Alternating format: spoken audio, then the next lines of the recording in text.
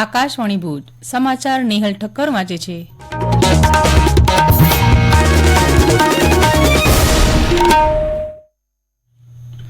નમસ્કાર।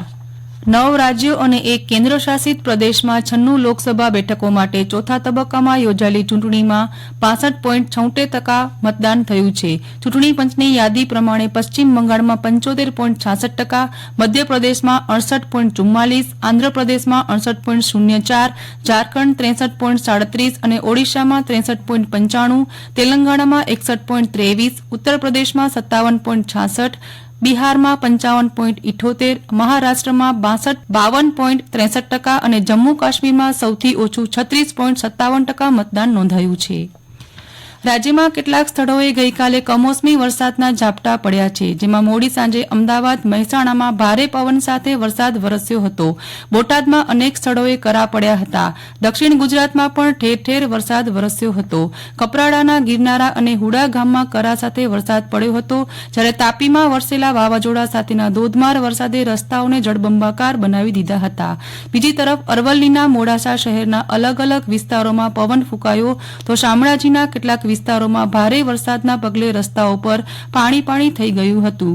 મધ્ય ગુજરાતના છોટા ઉદેપુરમાં પણ કરા પડ્યા હતા, જ્યારે ગાંધીનગરને પણ વરસાદ ભીંજવી ગયો હતો। અનેક સ્થળોએ વાવાઝોડાને કારણે ઝાડ પડવાના બનાવો પણ નોંધાયા છે। કમોસમી વરસાદને કારણે ખેડૂતોમાં ચિંતા પ્રવર્તી રહી છે। હવામાન વિભાગે પણ સૌરાષ્ટ્ર અને દક્ષિણ ગુજરાતમાં ભારે ગાજવીજ સાથે ભારે વરસાદની આગાહી કરી છે। રાજ્યના કેટલાક વિસ્તારમાં વરસાદની આગાહી કરાઈ છે, તે વચ્ચે સોમવારની સાંજે વાગડ પંથકમાં વાતાવરણમાં એકાએક પલટો આવ્યો હતો અને ધૂળની ડમરી ઉડવાની સાથે અંધારું છવાયું હતું। રાપર અને ભચાઉમાં મોડી સાંજે વાવાઝોડું ફૂંકાતા કેટલાક વૃક્ષો ધરાશાયી થયા હતા, તો અમુક સ્થળે છાપરા ઉડ્યા હતા। બીજી બાજુ જિલ્લામાં મહત્તમ તાપમાનનો પારો 1 આંક ઉંચકાતા ગરમીમાં વધારો થયો હતો। એકાએક મિની વાવાઝોડા જેવો પવન ફૂંકાતા વીજ પ્રવાહ બંધ થયો હતો। શહેરમાં ક્યાંક વૃક્ષો પડી ગયા હતા, તો દુકાન ની આગળ મુકાયેલા છાપરા ઉડ્યા હતા। મુંબઈમાં આવેલા વાવાઝોડાની અસર તળે કચ્છમાં મોડી સાંજથી વાતાવરણમાં પલટો આવ્યો હતો।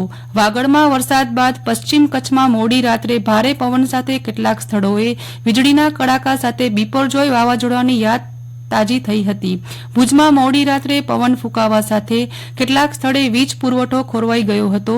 માધાપર, કુકમા, લાખુંદ સહિત આહિર પટ્ટીમાં વેગીલો વાયરો ફૂંકાયો હતો। હવામાનમાં આવેલા પલટાને કારણે લોકો ચિંતામાં મુકાયા હતા। ગાંધીધામમાં કડાકા ભડાકા સાથે વરસાદ પડ્યો હતો।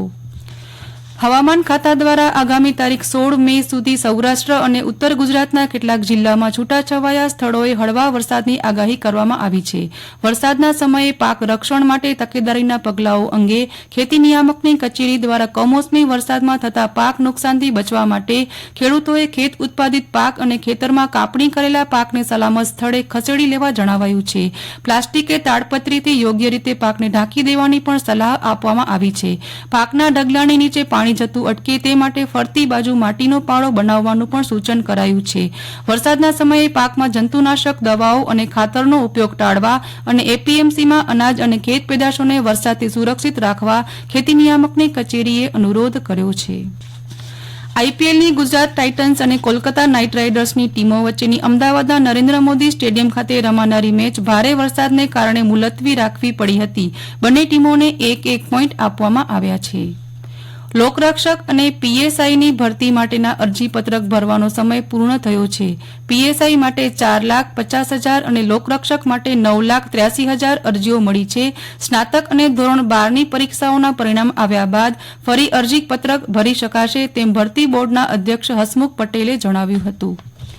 છેલ્લા અમુક સમયથી યુવાઓમાં હાર્ટ એટેકનો ભય પ્રવેશ્યો છે, તેને નિવારવા કચ્છી લેવા પડેલ એજ્યુકેશન એન્ડ મેડિકલ ટ્રસ્ટ સંચાલિત ભુજની કે પટેલ સુપર સ્પેશિયાલિટી હોસ્પિટલ દ્વારા ચિરંજીવી અભિયાન ચાલુ કરાયું છે, જેમાં રાહત દરે સ્કેન કરીને હૃદયરોગને લગતી બીમારીનું નિદાન થશે।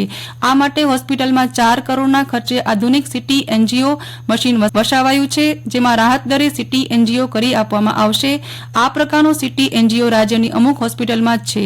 સીટી એન્જીઓમાં એક્સરે અને સીટી સ્કેન જેવી સરળ રીતે સ્કેન કરવામાં આવે છે, જેમાં દર્દીને કોઈ કાપો મૂકવાની જરૂર રહેતી નથી। તો આ સાથે સમાચાર પૂરા થયા। નમસ્કાર।